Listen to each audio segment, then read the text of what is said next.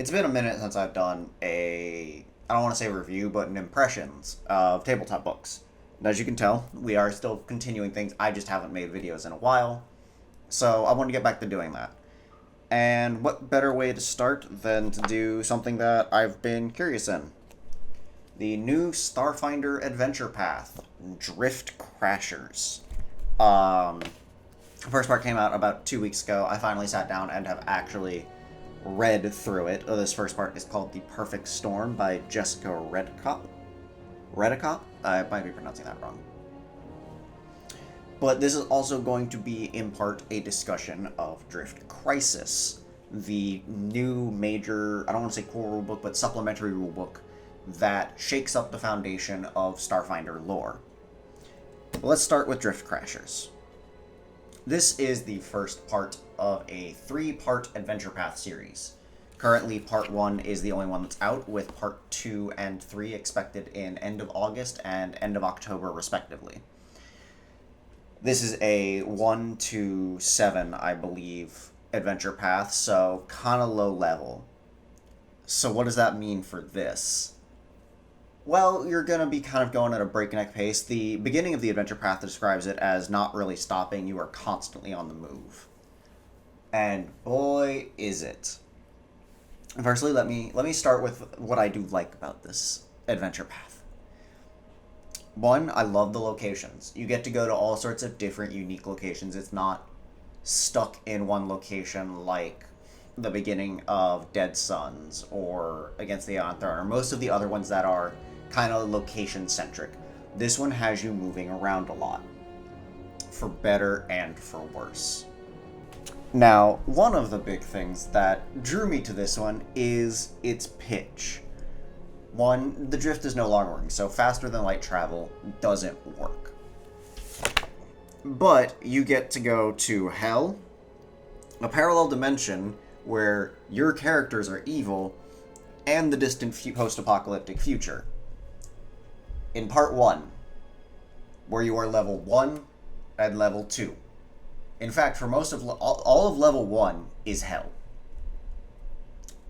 Now, I love the concept, I love the ideas. It needs to be longer. I would have liked this whole book to take place in Hell. There is 64 pages of content in here. And let's see, where does the adventure ends on page 39. Okay, cool. You can make that work. But I don't think having you move throughout all of these different things that could easily be their own adventures at level 1 and level 2 work.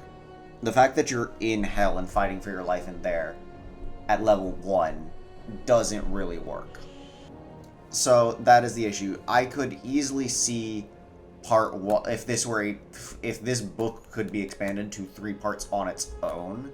Part 1 would be Hell, book 2 would be Evil Future, or Evil Alternate Dimension, Part 3 would be Post-Apocalyptic Future. It's a simple change, but I see why they did it. I just don't think, as a narrative, it flows super well. What about, like, rule supplements and things? Well, that's where Drift Crisis comes in. Drift Crisis changes up the status quo by completely destroying faster than light, the standard form of faster than light travel. There are still a couple others that were introduced in, like, the Starship Operator's Manual and Armory, I believe, that can still allow faster than light travel, but it's a little different. But the main way that the universe is known to travel does not work anymore. I think the thing's still going. I'm trying to give myself some time to cut. There we go. Now, what about monsters and things? I actually like a lot of the monsters that are present here. You get some new devils to use in the game. You get some new other random things that you just don't meet in the adventure itself. But there are at least fun things that I would like to throw into a campaign of my own. So let's talk about the real bad, I think, of this game. So a lot of adventure paths are kind of there to help the DM along so where they don't have to make up everything. Because yes, making your own homebrew campaign is a lot of work, and I understand that. I will never diss anybody for using a pre-written adventure because they don't have the time to do that or they don't want to do it. These are made to be played and use the rule system. Play them. This book requires so much work from the DM side. It's honestly abysmal. It's one of the things that I think is the worst about this book. So, firstly, you start off on a starship. That it depends on, it's up to the players to decide kind of what it is exactly. But the players and the DM decide what the origin of the ship is. The DM then populates its crew and other people that fill out the roles that the PCs may not necessarily have. But that's not all. So, the big issue comes in Chapter 2, Veskworld. Now, the big issue with this one is, one, after you repair your thing, you get this mix between a Chaos Sails, which lets you travel through the planes of Chaos for faster than light travel, and a Drift Engine, which is the typical Drift thing. They merge into one super thing that lets you travel through space and time. Alright, it's not a bad thing. You can have fun with that. Your first world after Hell is traveling to an alternate reality where the Pact Worlds and the Aeon Throne, or the Aslanti Star Empire, that's who they are. Like, it's the Aeon Throne, it's the Adventure Path, is no more. Or the Star Empire is still there, but they're weaker. The Vesk have taken over everything. You meet alternate versions of your player characters that are evil and do whatever they want to survive. Great concept. But rather than give, a generic stat block for each PC's, class, which I understand why they didn't, they give you a graft instead to put onto it and tell you, the DM, or GM, because it's not D&D, D&D has the license to DM, the GM, make up your own and figure it out. Just apply these graphs to them. And to make at least this is written for 4 characters. To make 4 equally balanced enemies is really hard based off your own player characters. At a point where you probably, if these books are like the ones that I have actually played, I played a little bit of Pathfinder's Adventure Paths, each chapter is roughly a session. Give or take. You might be able to stretch it to 2. So, at session 2, have to make alternate versions of your player characters, is a lot. So let's talk about Drift Crisis for a second. I actually really like this book. If you're interested in Starfinder lore, it's really good. It's got a lot of cool things. It shakes up the foundation of what we know of the universe, and it's a good line-wide shift into something else. I've seen a lot of people publish through Starfinder Infinite through that, and I think it's great.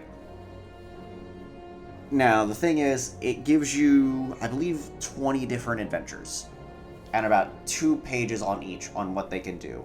Great in concept, but it gives you kind of just a rough layout of things, so you still have to do a good chunk of work if you want to run during the Drift Crisis. There aren't a lot of class options, which sucks. That's usually why I like these books, is a lot of class and player options, because that's one of the things I like about it, is there's so many builds you can do in Starfinder. But Drift Crisis is at least cool. It's a good thing, and I'm looking forward to what changes after this and where the line is going to go from here. Drift Crashers, on the other hand, not a great first book. I hope the second and third one do a little better. They seem a little more focused because they're all about bringing the drift back from the goddess Desna, or with the help of the goddess Desna. So hopefully it's good. I don't know, but we'll find out when they come out. I probably will try and do reviews of those. I mean, it's going to be from the day of this publishing, a month and a half, and then another month or so, or 2 months. So we'll see what happens. But until then, I will see everyone next time.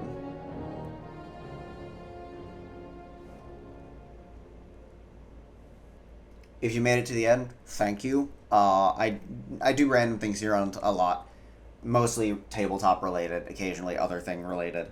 If you want to see more of me talking about Starfinder, much older, I did do. I'm suddenly blanking on the name, but the first book of another adventure path, Horizons of the Vast. That's what it was. Talked about the first book of that. I actually really liked that book. We also do a Dungeons and Dragons actual play series, which I'll put like right there-ish, hopefully. I don't know. I don't know how I'm going to edit this. I'll figure it out. That you can catch up on. We do those episodes Wednesdays on Twitch, where you can come and watch them premiere and chat with the three of us here at Concerned Whale Productions. I also stream on occasion, just random games and such, a lot of CRPGs. So if you want to catch that, just head on over to Twitch. You might find me live at random points. But thank you all for watching, and hopefully I'll see you all next time.